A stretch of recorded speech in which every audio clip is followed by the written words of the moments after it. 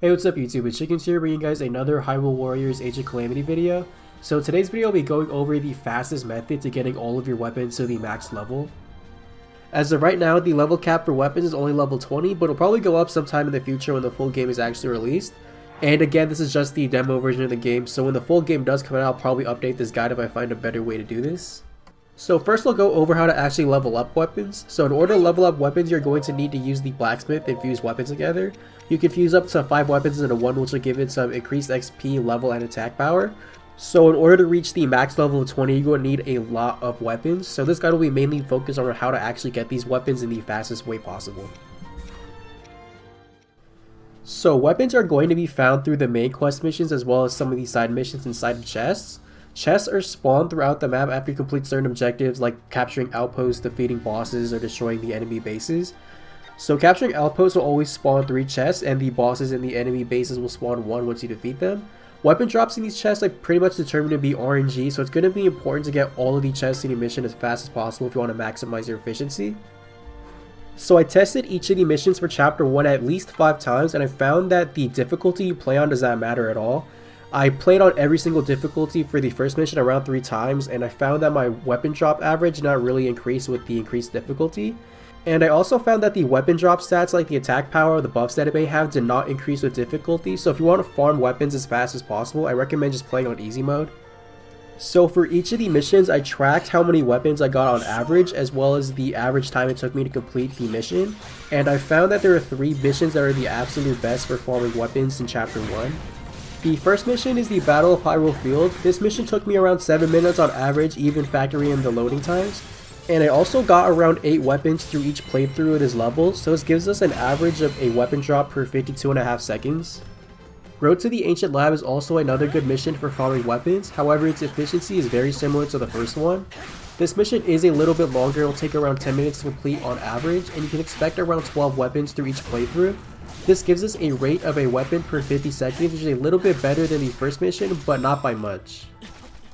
And finally, the level I found the best for farming weapon drops is the side level, Explosive Handle with Care. This mission is easily the quickest to complete, and on average is able to do it in around 2 minutes and 30 seconds. Through each playthrough of this level, you should expect an average of 3.5 weapons to drop, which gives us a rate of a weapon per 43 seconds. This is a big improvement over the other 2, but I do find that since this level is so short, you're going to be stuck in a lot of loading screens, which does get annoying after a while. So sometimes I do choose to play the longer missions just because it's a little bit more convenient for me, but just choose whichever one you have the most fun with just so the game doesn't get boring. Alright, so now that we know all of the numbers behind each of the levels I mentioned, I'm going to go over a brief overview of my path through each of these 3 levels, just so you guys can get similar times to me and get as many weapons as fast as possible. So starting with the Battle of Hyperfield, as soon as you get control of Link or whatever character you're choosing to play as, head straight for the top left of the corner of the map. Over here in this corner there's going to be an outpost you can take over as well as a moblin that spawns.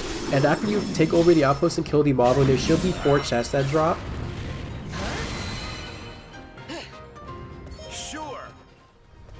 So after you're done with that, we're just going to follow this path straight down towards the first objective marker here.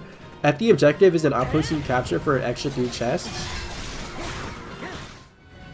And then after that, we're just going to keep following this path straight down here. We'll spend most of our time on this path while we're playing as Link. So we're just going to head towards the 3rd outpost down here on this pathway. And a little bit before you actually reach that outpost, there's going to be an enemy Goblin camp. So just use your bomb room to blow it up to claim your chest. And I'm pretty sure you have to open this chest up manually because every time I walk away from them, it doesn't open. So make sure you actually go up to it and press Y if you want to claim your item. Alright, so after we're done defeating the 3rd outpost, we'll continue to make our way down towards the 2nd objective marker on the very bottom of the map. And then over here is just another outpost like usual, so just defeat this for 3 extra chests. And then after that, we're going to continue heading along this pathway straight towards the bottom right of the map where that 2nd enemy outpost is. So while you're making your way over there, there's going to be a fire wizard that spawns. And this allows us to take control over Impa, but we're not going to actually just use her just yet. Instead, just pull up the menu and actually just send Impa towards the last objective marker on the right. And then just continue towards the bottom right with Link. And over here, when you cross this bridge, there's going to be an enemy Goblin camp again. So just blow it up again with your bomb room to claim your chest.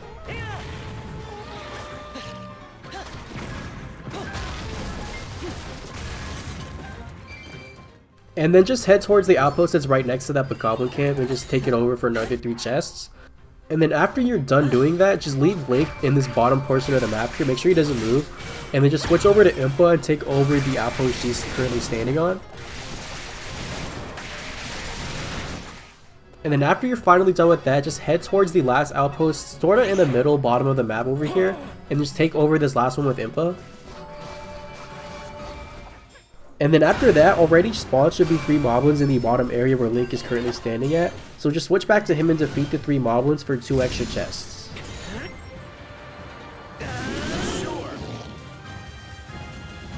And once you take out the last moblin, that is the end of the level. So if you do everything exactly as I did it, you should get a clear time of around 6 minutes. And as you can see here, I got a total of 10 weapons through this playthrough, which is pretty good RNG. Alright, so moving on to Roti Ancient Lab, just complete the first part of the level as you normally would. Along your pathway when you're guiding Zelda to the objective marker, there's going to be a moblin that spawns like right in front of you as soon as the level starts. There's going to be a Bokoblin camp that spawns a little bit down from here. And then like midway through here towards the objective, there's going to be an outpost you can take over.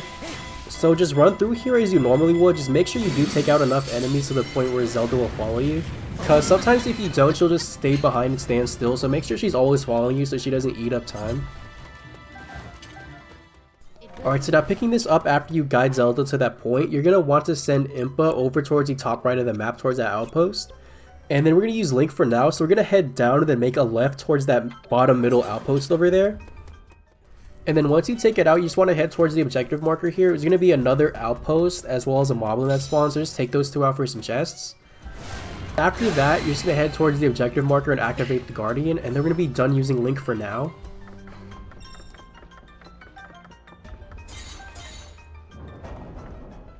So now we're just going to switch over to Impa towards this right outpost here. So right in front of the outpost is going to be an enemy camp that spawns right in front of it. So just take that out for 1 chest and then go into the outpost and take that out for another 3 chests. And after you're done with that, send Impa towards like this top middle of the map here. You're going to see a moblin spawns over there, so send her towards that. And then switch over to Zelda and then send Link over towards his Guardian here. So send him like right in front of it, not directly in front, but a little bit in front of it. And then when you take over Zelda, there's going to be a Bokoblin camp that's going to be right in front of you. So just take that out with a bomb room. And then after that, just follow up this left path just straight up. You're just going to run through all these enemies. Just ignore like literally all of them until you reach the outpost. And then just take out the first outpost you see along your pathway and then head towards the top objective marker, and there should be another outpost in front of that you have to take out. And then after you're done doing that, just head towards the objective marker and activate the last Guardian. So we're going to leave Zelda here for now. I don't need to do anything else with there. We're going to switch over to Impa. And then the only thing you have to do with Impa here, she should be standing next to the moblin, so just take out the moblin and all the enemies around here for an extra chest.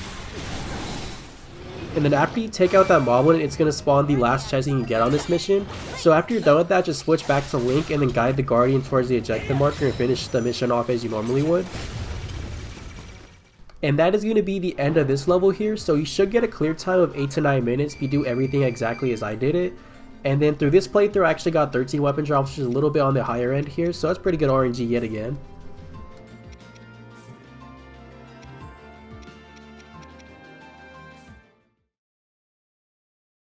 Alright, so moving on now to the final level, which is Explosive Handle with Care. Again, this is the best level for farming weapons, but this is the shortest by far.